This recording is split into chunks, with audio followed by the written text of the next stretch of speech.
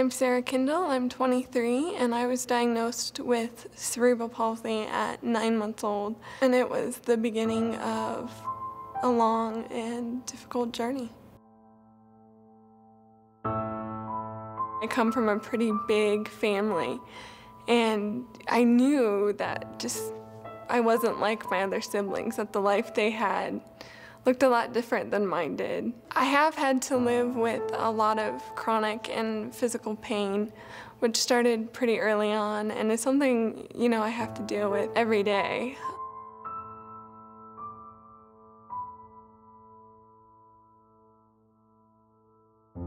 So I was diagnosed with clinical depression when I was 13, and that's been probably one of the biggest struggles, even more so than the CP at times, because I felt like it affected so many areas of my life and affected how I felt about life and how I felt about myself and, goals and aspirations and all of that. And along with the depression, when I was about 17, I started struggling with an eating disorder, anorexia, and bulimia on and off. I didn't have any say over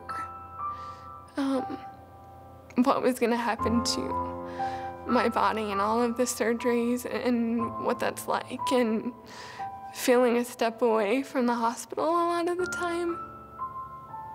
So it was, well, at least I can control my weight. At least it's something that I feel good about, and feeling that, the obvious things that the CP caused, like the scars and the limp and just different things, at least I was thin.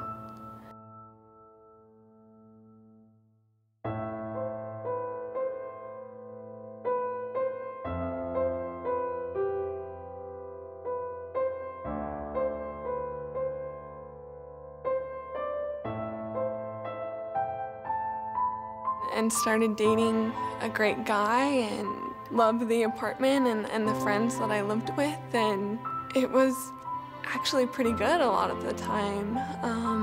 But then it hit about May of that year, and I just started to go on a downward spiral. The eating disorder started to really control my life, and as the eating disorder got worse, the depression got worse as well, and I got to a point where I just didn't want to do it anymore. I couldn't do it anymore because it was like I have all of these great people and things about my life and so many things that are great and wonderful. But in the middle of that, I made the decision that I didn't want to do it anymore, that it could just still hurt so bad emotionally and mentally and every way. And so May 5th, I took a bottle of pain medications and other medication that I had and made the decision that I was done, that I was finished.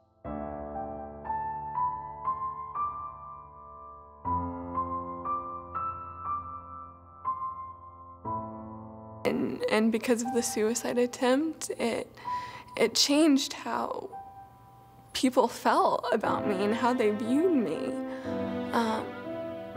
because it was always, Sarah is so strong. Sarah can get through anything. She is tough. And I couldn't be that anymore. I'm tired. And so there was still just this pretty pervasive sorrow. And so I put on a facade and went back to school and moved back to my apartment and tried to go back to the life that I was living. And then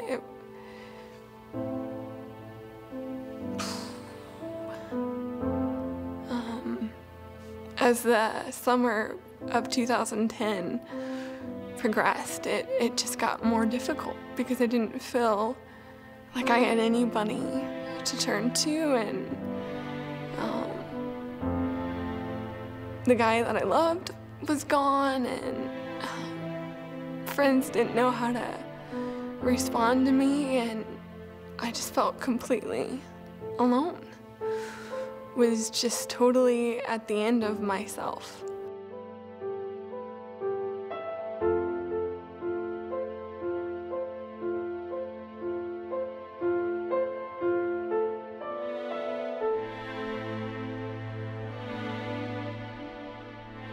The picture that was painted for my family is that I most likely wouldn't survive. I started having seizures that they couldn't stop.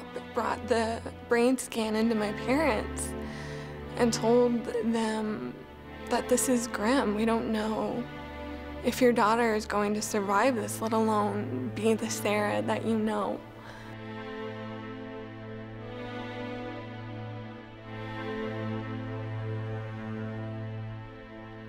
I was so angry that I had survived, and I just didn't want to be anymore. You know, I had to come back from this again, and there was just a lot of frustration.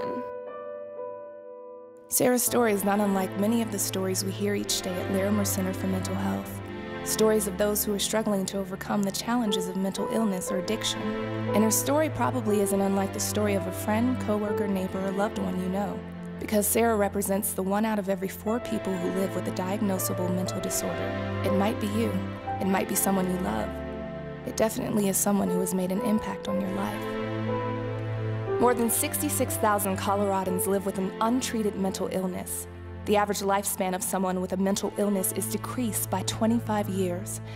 And tragically, someone in Larimer County commits suicide every 5 days.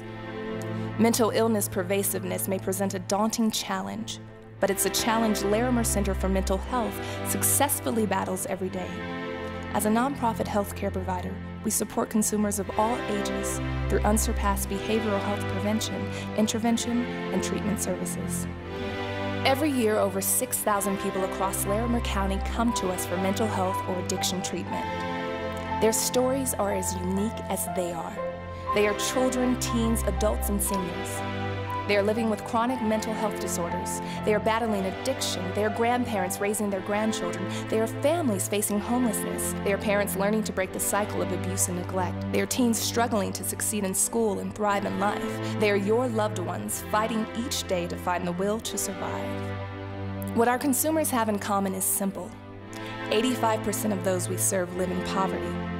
We proudly serve these individuals and families with behavioral health treatment that not only leads to recovery, but that can literally mean the difference between life and death. Through more than 50 services, Larimer Center for Mental Health achieves measurable results and makes the most of our community's investment in us. Yet the heart of our success is not our menu of services. It's what our consumers tell us has made the biggest difference. Recovery starts with our people. Often just one person who helped someone find the gold within themselves, who saw them for more than their disease, and who gave them the recovery, renewal, and respect they deserve. For more than 50 years, Larimer Center for Mental Health has been a touchstone. We are a place of safety and comfort, of warmth and understanding, of stability and security, of growth and change, of hope and recovery. A place where over weeks, months, or even years, our consumers come to trust that we will be there for them. Larimer Center for Mental Health is their touchstone, the home they can rely on, even as their recovery allows them to grow wings and thrive.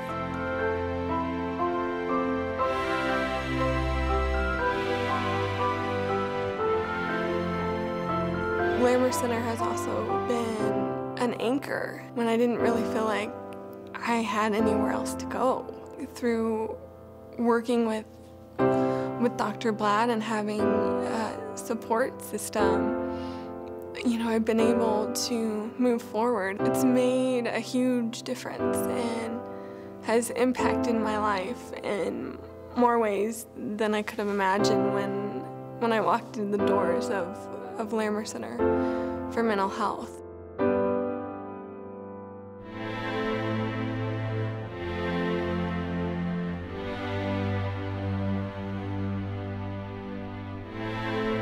And so here I am about 14 months later and going to school in a few days, and I'm not even the same person that I was. To see myself for who I truly am, and